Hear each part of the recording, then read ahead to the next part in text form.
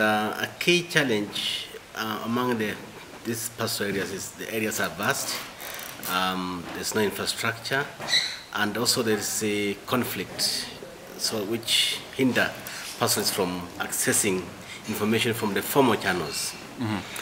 What we have realized is that the pastoralists have got formal channels of accessing, informal channels of accessing information.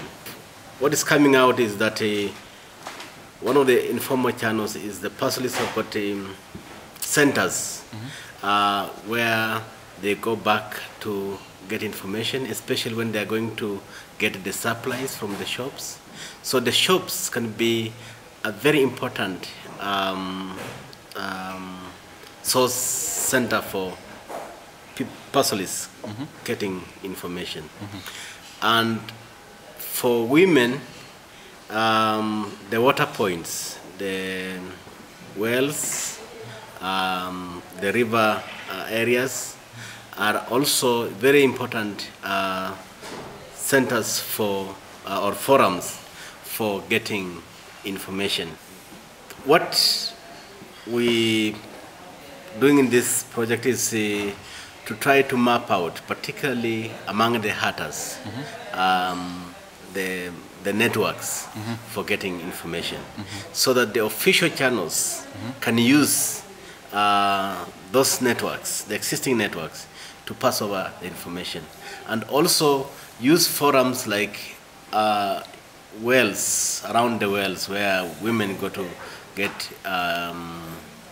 water, and it's a very important forum, mm-hmm. for women, because they collect there, and all the information about the village gossip, what's happening in the village, what is going on about the weather, mm-hmm. is women discuss it. Mm-hmm. These informal channels of communication, mm-hmm. should be mainstreamed, recognized, mm-hmm. and mainstreamed into policy.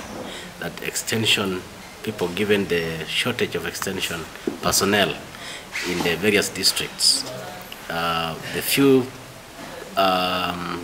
extension personnel can tap into these informal channels of communication, like using the dissemination centers for pastoralists, particularly along the shops and so on, mm-hmm. To reach very remote communities. And also to reach women, instead of creating new structures, mm-hmm. New platforms that can not be sustainable, we can use these traditional existing forums, mm-hmm. to disseminate climate information.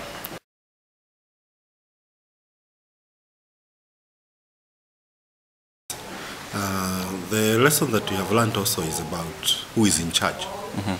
Because with the climate change, adaptation, information, and even informing the communities on what to do, mm-hmm.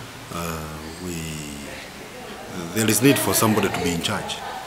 And what we are realizing on the ground is that it is not very clear who is in charge, because there is no, in this country we don't have a policy statement which is clear on climate change and issues to do with climate change adaptation. Most of our documents, policy documents, are quiet about that. And so you find that although we have various governance structures on the ground, we have several legal committees. These legal committees, they don't speak to one another. And so you find some committees are very active, but they are not legal committees. And so whatever decision they can come up with, they cannot move forward to be put on paper as a policy. And the ones that are supposed to do that, like the District Environment Committee, which is supposed to come up with policies that can be put on paper, they are not as active as they are supposed to. In fact, they don't meet. And I can say nobody cares. And that's a big anomaly, because some of the things that they are supposed to do, like mapping out environmentally significant areas so that they are protected. That one has not happened, and that is the work of the District Environment Committee. And so these are some of the weaknesses that we are seeing, even in information. After the Met office assesses or corrects data on the environment, on the weather and what have you, you find that there is nobody who is in charge to move it from the Met to the other point. It is not clear who is supposed to be responsible. What we have seen is that the various arms of government, especially let me say the Met, they are doing their work. If you look at the district leaders, they are doing their work, but they are not communicating with each other. Then there is a major gap when we come to the recognition of local leadership. And so the three layers are not talking to each other.